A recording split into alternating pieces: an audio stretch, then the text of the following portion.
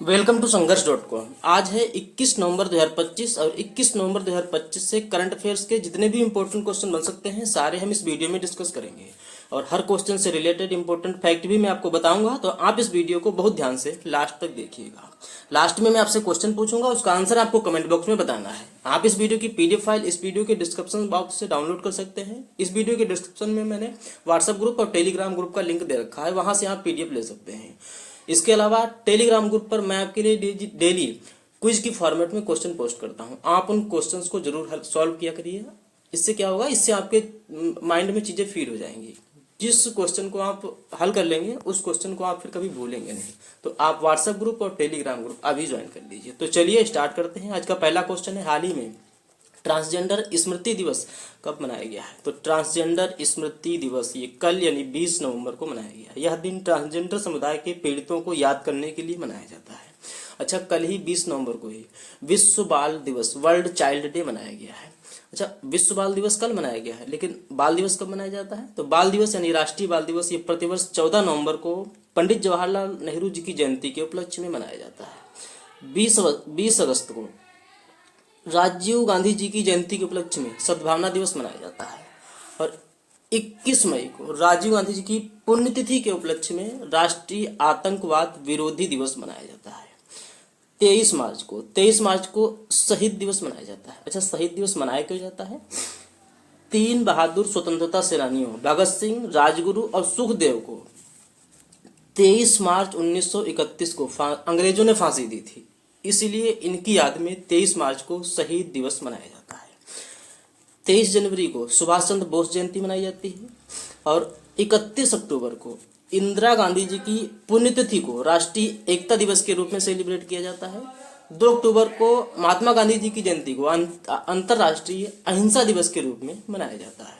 तो इस क्वेश्चन से आपको इतनी जानकारी मिलती है। नेक्स्ट है, हाल ही में किसने टाइगर रिजर्व्स की सुरक्षा के लिए निर्देश जारी किए हैं? तो ये उच्चतम न्यायालय ने, सुप्रीम कोर्ट ने जारी किए हैं। सर्वोच्च न्यायालय ने सभी राज्यों को 6 महीने के अंदर टाइगर रिजर्व के बफर और मुख्य क्षेत्र को अधिसूचित करने का निर्देश जारी किया। अभी झारखंड सुप्रीम कोर्ट ने जो झारखंड के सारंडा वन है इनको वन्यजीव अभ्यारण्य घोषित करने का आदेश दिया है। और अभी सर्वोच्च न्यायालय ने, सुप्रीम कोर्ट ने परियोजनाओं के लिए पूर्वव्यापी हरित मंजूरी पर रोक लगाने का अपना आदेश वापस लिया है। नेक्स्ट है, हाल ही में किसने न्यूरो टेक्नोलॉजी के उपयोग के लिए नए दिशा निर्देश जारी किए हैं? तो न्यूरो टेक्नोलॉजी, इसे तंत्रिका विज्ञान के रूप में जाना जाता है। तंत्रिका तंत्र कैसे विकसित होता है, इसकी संरचना क्या है और इसका काम क्या है, इसके बारे में अध्ययन किया जाता है न्यूरो टेक्नोलॉजी में। और अभी इसके उपयोग के लिए नए दिशा निर्देश यूनेस्को ने जारी किए हैं। यूनेस्को ने न्यूरो टेक्नोलॉजी की नैतिकता पर पहला वैश्विक मानव ढांचा जारी किया है। अब यूनेस्को यानी United Nation Education Scientific and Cultural Organization, इसकी स्थापना हुई थी 1945 में। इसका हेडक्वार्टर है पेरिस में और इसके हेड हैं आउड्रे अजोले। नेक्स्ट है, हाल ही में किसने 10वीं बार बिहार के मुख्यमंत्री के रूप में शपथ ली है? तो ये शपथ ली है नीतीश कुमार ने। जेडीयू प्रमुख है नीतीश कुमार। इनको बिहार में सर्वसम्मति से एनडीए विधायक दल का नेता चुना गया है। बिहार की 243 सदस्यीय विधानसभा में एनडीए ने 202 सीटों के साथ सत्ता में वापसी की है। कितनी सीटों के साथ? 202 सीटों के साथ। आपको याद रखना है, नीतीश कुमार ने पटना के गांधी मैदान में 10वीं बार बिहार के मुख्यमंत्री के रूप में शपथ ली। तो इस क्वेश्चन का बी ऑप्शन सही है। अच्छा, अभी हाल ही में 20वां अंतर्राष्ट्रीय त्रिपिटक जप समारोह बिहार में शुरू किया जाएगा। नेक्स्ट क्वेश्चन है, हाल ही में भारतीय डाक ने कहाँ जेन जेट पोस्ट ऑफिस खोला है? तो ये खोला है आईआईटी दिल्ली में।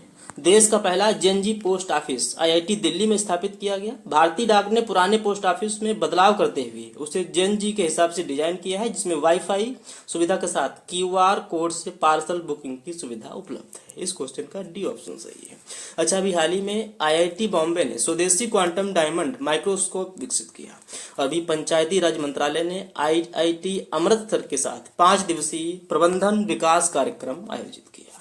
नेक्स्ट है, हाल ही में जारी जलवायु परिवर्तन सूचकांक। हाल ही में जारी जलवायु परिवर्तन सूचकांक 2025 में कौन शीर्ष पर रहा है? तो आपको पता होना चाहिए, जो अभी जलवायु परिवर्तन प्रदर्शन सूचकांक है इसमें जो टॉप 3 रैंक है वो रिक्त है। टॉप 3 पे कोई नहीं है। किसी भी देश को बहुत उच्च प्रदर्शन करने वाले के रूप में दर्ज नहीं किया गया है। लेकिन फोर्थ नंबर पे डेनमार्क है। डेनमार्क शीर्ष पर ही है। डेनमार्क फोर्थ पे है, एस्टोनिया फिफ्थ पे है, फिलीपींस 6 नंबर पे है और अपने देश भारत की रैंक आपको याद रखनी है। अपना देश भारत इस लिस्ट में 23वें स्थान पे है, तो शीर्ष पर डेनमार्क है। अब डेनमार्क शीर्ष पर है तो डेनमार्क की कैपिटल है कोपेनहेगन। डेनमार्क की करेंसी है डेनिश क्रोना और डेनमार्क के प्राइम मिनिस्टर हैं मेट्टे फ्रेडरिक्सन।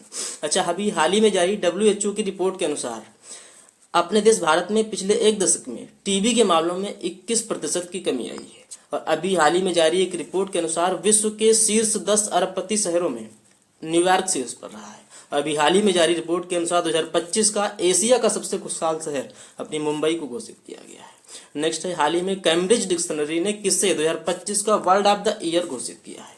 तो कैम्ब्रिज डिक्शनरी ने पैरासोशल को 2025 का वर्ल्ड ऑफ द ईयर घोषित किया। तो इस क्वेश्चन का ए ऑप्शन सही है।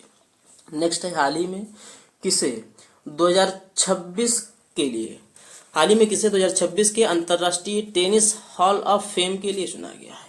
तो ये चुना गया है रोजर फेडरर को। ये हैं रोजर फेडरर और इनको अगस्त 2026 में अंतर्राष्ट्रीय टेनिस हॉल ऑफ फेम में शामिल किया जाएगा। तो इस क्वेश्चन का सी ऑप्शन सही है। नेक्स्ट है, हाल ही में कौन सा देश भारत को Su-57 जेट देने को तैयार हुआ है? तो ये तैयार हुआ है रसिया। इस क्वेश्चन का बी ऑप्शन सही है। रूस भारत को Su-57 स्टेल्थ फाइटर जेट देगा और इसकी तकनीकी को भी बिना शर्त अपने देश को ट्रांसफर करेगा। अब रसिया की कैपिटल है मॉस्को। रसिया की करेंसी है रसियन रूबल और रसिया के प्रेसिडेंट हैं व्लादिमीर पुतिन। नेक्स्ट है, हाल ही में किस राज्य के पन्ना जिले के हीरो को GI टैग प्रदान किया गया है? आपको पता है पन्ना जिला मध्य प्रदेश में है। पन्ना जिला या मध्य प्रदेश में है और पन्ना जिले में खनन किए गए हीरो को आधिकारिक रूप से GI टैग प्रदान किया गया। तो इस क्वेश्चन का बी ऑप्शन सही है। अब मध्य प्रदेश की बात है तो मध्य प्रदेश की कैपिटल है भोपाल। मध्य प्रदेश के चीफ मिनिस्टर हैं डॉक्टर मोहन यादव और मध्य प्रदेश के गवर्नर हैं मंगू भाई सी पटेल। अभी शाश्वत खेती समृद्ध शेतकारी को मध्य प्रदेश के कृषि विभाग ने अपना नया नारा चुना है। ये GI टैग वाला क्वेश्चन था। तो अभी हाल ही में गुजरात के अंबाजी संगमरमर को GI टैग दिया गया है। पारंपरिक लेप्चा संगीत वाद्य यंत्रों को, ये सिक्किम के हैं पारंपरिक लेप्चा संगीत वाद्य यंत्र, इनको भी GI टैग दिया गया है। नेक्स्ट है, हाल ही में किसने कॉन्फेडरेशन ऑफ इंडिया इंडस्ट्री गुणवत्ता रत्न पुरस्कार 2025 जीता है? तो ये जीता है वेणु श्रीनिवासन ने। ये हैं वेणु श्रीनिवासन। ये TVS मोटर कंपनी के चेयरमैन हैं। इनको गुणवत्ता प्रबंधन में उत्कृष्ट प्रबंधन के लिए कॉन्फेडरेशन ऑफ इंडिया इंडस्ट्री की 33वीं एक्सीलेंस समिट में इस पुरस्कार से सम्मानित किया गया। तो इस क्वेश्चन का ए ऑप्शन सही है। अच्छा, अभी हाल ही में गवर्नर्स अवार्ड्स 2025 में मानद अकादमी पुरस्कार से टॉम क्रूज को सम्मानित किया गया। ऑस्ट्रेलिया के सर्वोच्च खेल सम्मान डान अवार्ड 2025 से ऑस्कर पियास्त्री को सम्मानित किया गया। अभी हिंदी के लिए बाल साहित्य पुरस्कार 2025 से सुशील शुक्ला को सम्मानित किया गया। नेक्स्ट है, हाल ही में जारी QS सस्टेनेबिलिटी रैंकिंग 2026 में कौन शीर्ष पर रहा है? तो अभी QS सस्टेनेबिलिटी रैंकिंग 2026 जारी हुई और इसमें स्वीडन की लुंड यूनिवर्सिटी टॉप पर रही है। लुंड यूनिवर्सिटी फर्स्ट पे है, यूनिवर्सिटी ऑफ टोरंटो सेकंड पे है, यूनिवर्सिटी कॉलेज लंदन ये थर्ड पे है और अपना IIT दिल्ली ये 205वीं रैंक के साथ अपने देश भारत में टॉप पर है। नेक्स्ट है, हाल ही में 10वें अंतर्राष्ट्रीय गीता महोत्सव 2025 कहाँ शुरू हुई है? तो 10वें अंतर्राष्ट्रीय गीता महोत्सव 2025 ये हरियाणा के कुरुक्षेत्र में शुरू हुई है। ये 21 दिवसीय 10वें अंतर्राष्ट्रीय गीता महोत्सव 2025 हरियाणा के कुरुक्षेत्र में शुरू हुई है। इस क्वेश्चन का बी ऑप्शन सही है। अब हरियाणा की बात है तो हरियाणा की कैपिटल है चंडीगढ़। हरियाणा के चीफ मिनिस्टर हैं नायब सिंह सैनी और हरियाणा के राज्यपाल हैं प्रोफेसर असीम कुमार घोष। अभी हाल ही में गृह मंत्री अमित शाह ने हरियाणा में 32वीं उत्तर क्षेत्रीय परिषद बैठक की अध्यक्षता की। नेक्स्ट है, हाल ही में कौन ग्रामीण नवाचार पर प्रथम पृथ्वी शिखर सम्मेलन 2025-26 की मेजबानी कर रहा है? तो ये कर रहा है हैदराबाद। नाबार्ड और IAMAI द्वारा संयुक्त रूप से आयोजित इस प्रथम पृथ्वी शिखर सम्मेलन 2025-26 की मेजबानी हैदराबाद कर रहा है। इसकी आपको थीम याद रखनी है। इसकी थीम है वैश्विक परिवर्तन के लिए ग्रामीण नवाचार को सशक्त बनाना। क्या है थीम? वैश्विक परिवर्तन के लिए ग्रामीण नवाचार को सशक्त बनाना। नेक्स्ट है, हाल ही में USA ने किसे एक प्रमुख गैर नाटो सहयोगी घोषित किया है?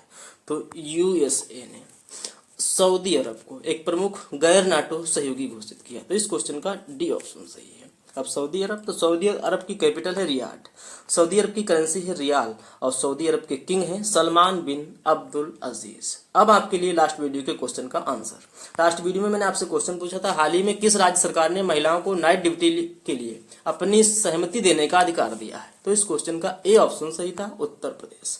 अब आपके लिए आज का क्वेश्चन है, हाल ही में नागालैंड सरकार ने हॉर्नबिल महोत्सव के लिए किस देश को साझेदार के रूप में नामित किया है? नागालैंड सरकार ने हॉर्नबिल महोत्सव के लिए किस देश को साझेदार के रूप में नामित किया है? ये 4 ऑप्शन दिए गए हैं, आपको अपना आंसर कमेंट बॉक्स में बताना है। तो ये था आज का हमारा करंट अफेयर्स का वीडियो। आपको ये वीडियो कैसा लगा प्लीज कमेंट बॉक्स में जरूर बताइएगा। और अभी तक भी आपने हमारे इस चैनल को सब्सक्राइब नहीं किया है तो प्लीज आप इसे जरूर सब्सक्राइब कर लो। निश्चित ही आपको इस चैनल से काफी हेल्प मिलेगी। तो चलिए मिलते हैं नेक्स्ट वीडियो में, तब तक के लिए जय हिंद, जय भारत।